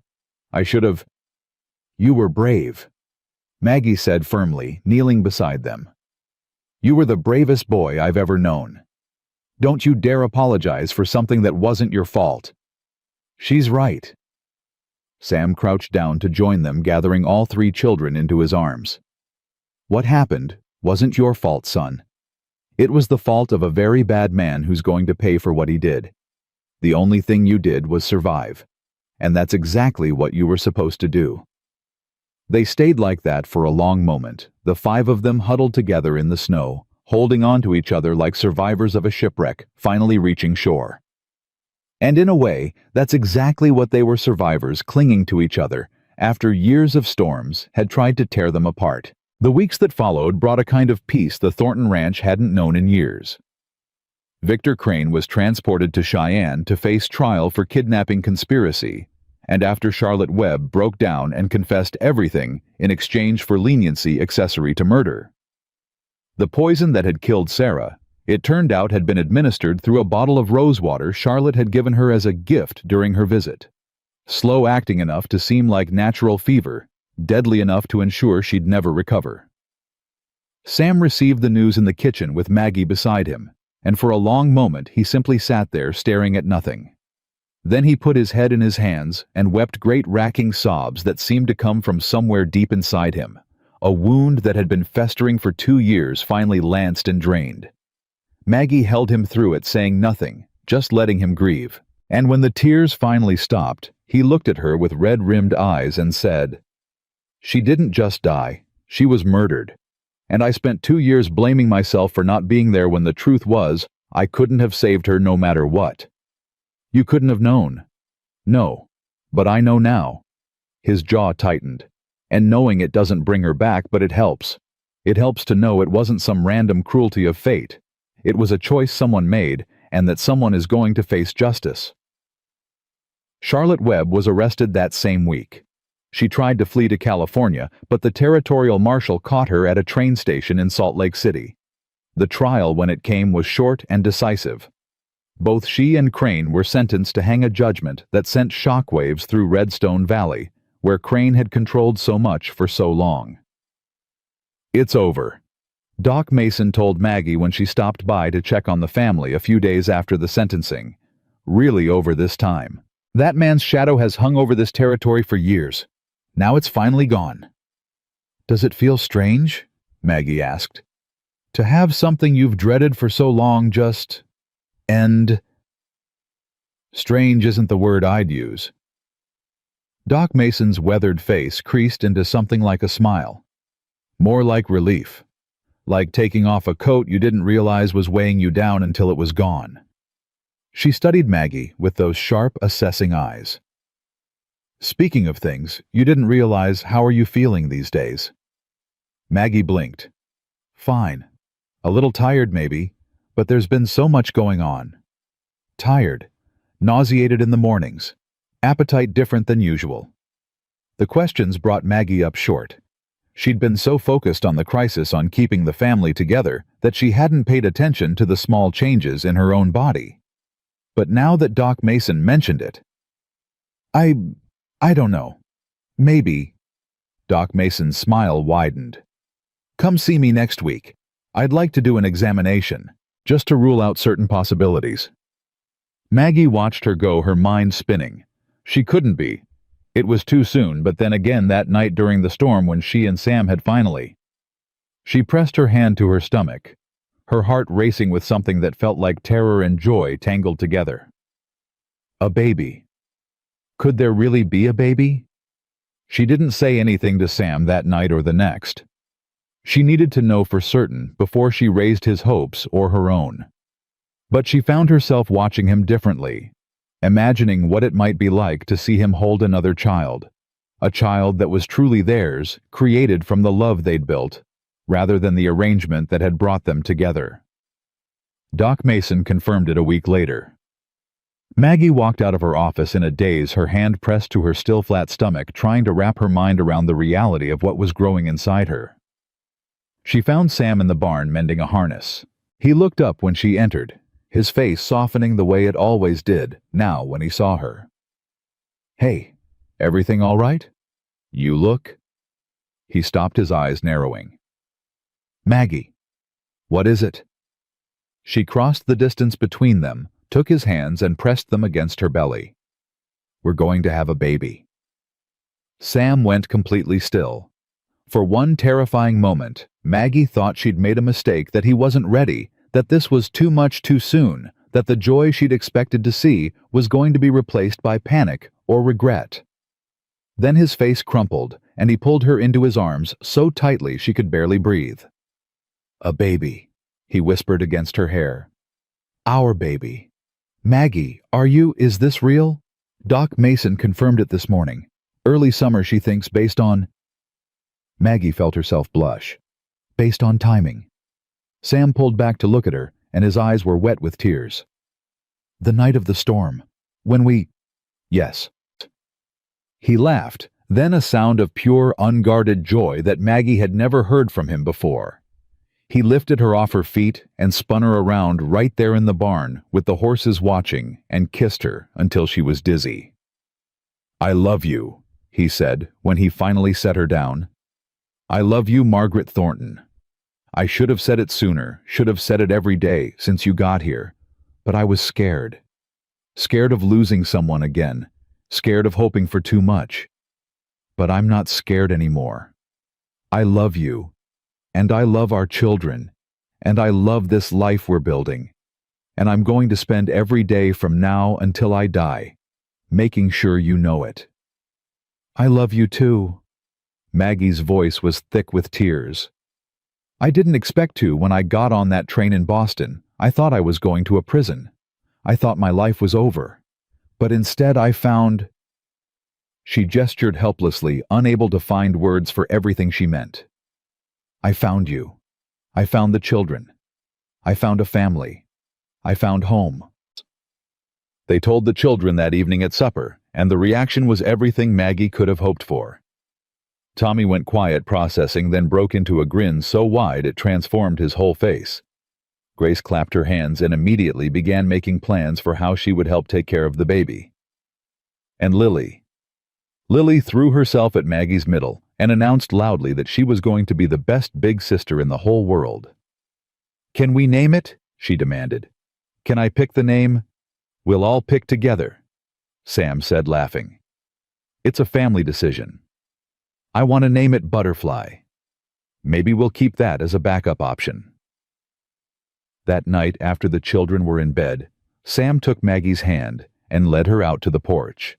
The sky was clear, blanketed with stars, and the spring air carried just a hint of warmth, the first suggestion that winter was finally releasing its grip on the land. "I want to show you something," he said. "Stay here."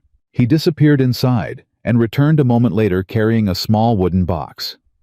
When he opened it, Maggie saw a ring, a simple gold band with a small diamond worn smooth by years of wear. "This was Sarah's," Sam said quietly. "Her wedding ring. I've kept it for Lily for when she's old enough. But there's something else in here I want you to have." He reached into the box and withdrew a second ring, this one newer, unworn, a slender band with 3 small stones set in a row. "I bought this in Redstone Valley last week," he said.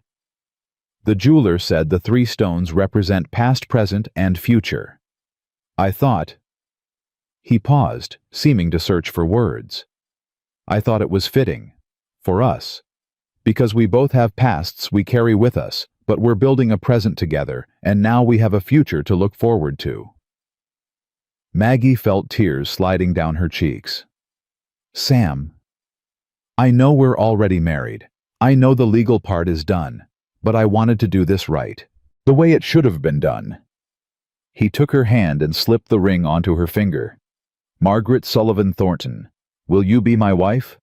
Not because your father sold you to me, not because of any arrangement or debt, but because you choose to, because you want this life, this family as much as I do." "Yes." The word came out as a sob. "Yes, Sam. 1,000 times yes." He kissed her then, under the stars, with the ring on her finger, and his child in her belly, and their family sleeping safe and warm inside. And Maggie understood in that moment what it meant to truly come home. Spring arrived in a rush of green and gold, transforming the ranch from the bleak white landscape of winter into something vibrant and alive. The cattle grew fat on new grass, the horses foaled healthy babies, and everywhere Maggie looked there were signs of renewal and hope.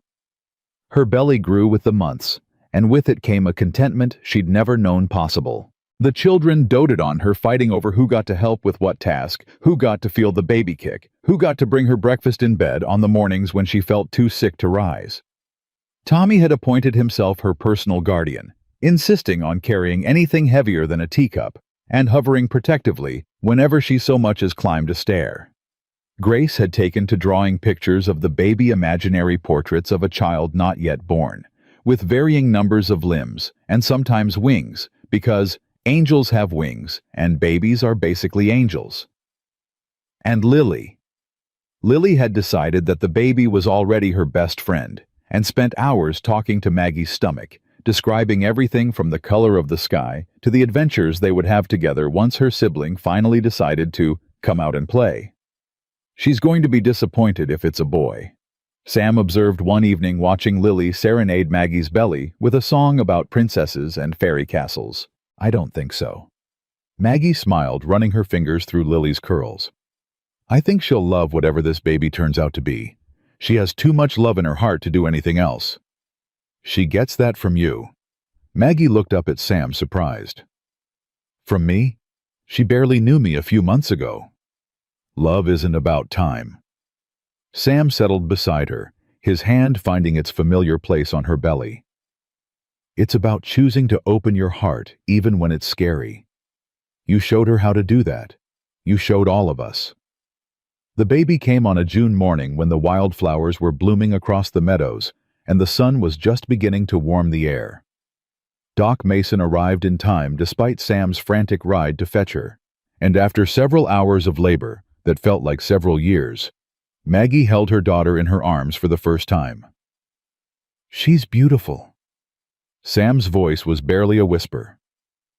He stood beside the bed, tears streaming unashamed down his weathered face. Maggie, she's so beautiful. The baby had Maggie's auburn hair and Sam's gray eyes, a perfect blending of both of them. She was tiny and red and absolutely perfect, and when she looked up at Maggie with those storm cloud eyes, something fundamental shifted in the universe. Sarah, Maggie said softly. Sarah Catherine Thornton. For your first wife and for my mother. The two women who made us who we are. Sam's breath caught. You don't have to. I want to. Maggie looked up at him, her heart full to bursting. Sarah gave you to me, Sam. She gave me these children, this life. Naming our daughter after her isn't a reminder of what you lost. It's a celebration of what we all gained because she existed. He leaned down and kissed her forehead, her cheeks, her lips. Thank you, he whispered. Thank you for understanding. Thank you for everything. The children came in shortly after, led by Doc Mason, who'd insisted they wait until mother and baby were settled. Tommy approached the bed with careful reverence, his eyes wide as he looked at his new sister. She's so small, he said. Was I ever that small? Smaller, Sam told him. You were born early, and you fit in the palm of my hand. Your mother was terrified for weeks that something would happen to you. Tommy reached out one finger and touched the baby's cheek with heartbreaking gentleness. Hi, Sarah. I'm your big brother Tommy. I'm going to protect you, okay? I'm going to make sure nothing bad ever happens to you. Grace was next, climbing onto the bed beside Maggie to get a better look. She looks like my drawings, she announced with satisfaction. Except without the wings. But that's okay. Maybe they'll grow in later. Maybe they will, Maggie agreed, exchanging an amused glance with Sam. And then Lily, who had been practically vibrating with impatience, finally got her turn. She scrambled up onto the bed with complete disregard for her mother's exhaustion and peered at the baby with intense focus. She's wrinkly, Lily pronounced. All babies are wrinkly at first, Sam said. You were wrinkly too. I was not. Lily looked outraged at the suggestion. Then her expression softened and she leaned close to the baby's ear. Hi, Sarah. I'm your big sister Lily. I've been waiting for you forever. We're going to have so many adventures together. I'm going to teach you everything, how to catch frogs and climb trees and make Papa give you extra dessert. Maybe leave out that last part. Sam muttered, but he was smiling. The family stayed together for a long time, crowded onto and around the bed, taking turns holding the baby, and arguing about who she looked like, and planning all the things they would teach her. And Maggie, exhausted and sore and happier than she'd ever been in her life, watched them with tears of joy streaming down her face. This was her family. Not the one she'd been born into, not the one she'd expected, but the one she'd chosen. The one that had chosen her. And it was perfect. The summer passed in a golden haze of new motherhood and family joy.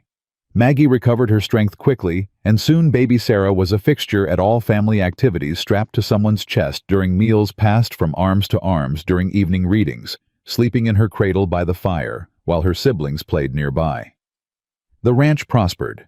With Crane gone, Sam was able to expand his operations, buying additional land and increasing his herd.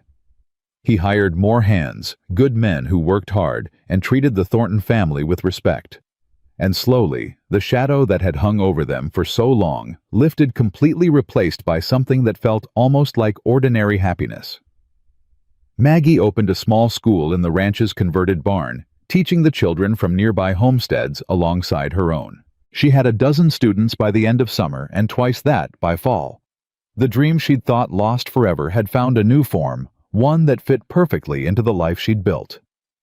On a crisp October evening, exactly 1 year after Maggie had arrived in Wyoming, Sam surprised her with a family gathering.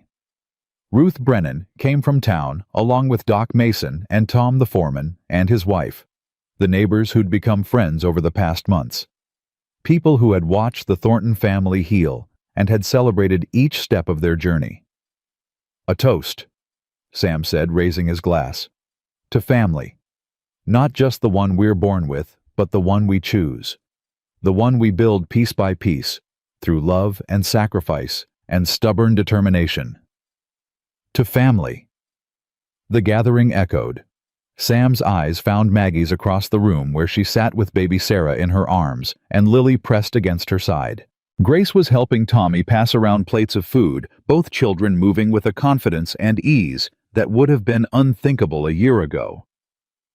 "And to Maggie," Sam continued, his voice roughening with emotion, "who came to us a stranger and became our heart, who put us back together when we thought we were broken beyond repair, who taught us that love isn't about where you come from or how you meet, it's about what you choose to build together." Maggie's eyes filled with tears. "Sam, I don't know what we did to deserve you," he said. "But I thank God every day that your father owed me a debt, because that debt brought me the greatest gift of my life." The room erupted in applause, but Maggie barely heard it. She was looking at her husband, at her children, at the life that had grown from the ashes of everything she'd lost. 1 year ago, she'd been a frightened girl sold to pay her father's gambling debts. She'd boarded a train expecting misery, expecting to spend her life serving a grieving widower who would never love her, raising children who would never accept her. Instead, she'd found home. She'd found purpose in teaching joy in motherhood, passion in the arms of a man who'd learned to love again. She'd found 3 children who called her mama and meant it with their whole hearts. She'd found a community that embraced her friends, who supported her, a life that was richer and fuller than anything she'd dared to dream. Later that night, after the guests had gone and the children were in bed, Maggie stood on the porch with Sam, looking out at the land that was now as much hers as his. Baby Sarah slept against her chest, warm and heavy, a perfect weight. "Happy?" Sam asked, his arm around her shoulders. "More than I knew was possible." "Me too." He pressed a kiss to her hair. "You know, a year ago I was convinced my life was over, that I'd spend the rest of my days just going through the motions, trying to keep my children alive until they were old enough to not need me anymore. And now I wake up every morning grateful. For you, for the children, for this second chance I didn't deserve." He turned her to face him, his hands cupping her face. "You saved us, Maggie. Not just that day with Crane, but every day. Every single day you save us a little bit more." "You saved me right back," Maggie whispered. "You gave me a home when I had none, a family when I'd lost everything. a love I never expected to find. Then we saved each other. I suppose we did. Sam kissed her softly, tenderly, with all the love that had grown between them over the past year. And Maggie kissed him back, pouring everything she felt into the connection, gratitude and joy and hope and bone-deep contentment. They had walked through fire together, this unlikely family. They had survived loss and betrayal, blizzards and barn fires, kidnapping and murder. They had been broken each in their own way, and they had helped each other heal. And now, standing together under the vast Wyoming sky, they were whole. Not perfect. No family was perfect. There would still be hard days ahead, challenges to face, wounds that would take years to fully mend. But they would face it all together, this family forged from necessity and transformed by love. Maggie looked up at the stars, remembering the night she'd sat by her window in Boston, terrified of the future, convinced her life was ending. She hadn't known then what she knew now, that endings were sometimes just beginnings in disguise. That the life you never wanted could become the life you were meant for. That love could grow in the most unlikely places, take root in the most barren soil, bloom into something more beautiful than you ever imagined. She had been given away at 19 to a widowed rancher, and what happened next had shocked the whole town, but not nearly as much as it had shocked her. Because Margaret Sullivan Thornton, who had arrived in Wyoming expecting nothing but survival, had found something far more precious. She had found everything, and she would spend the rest of her life holding on to it.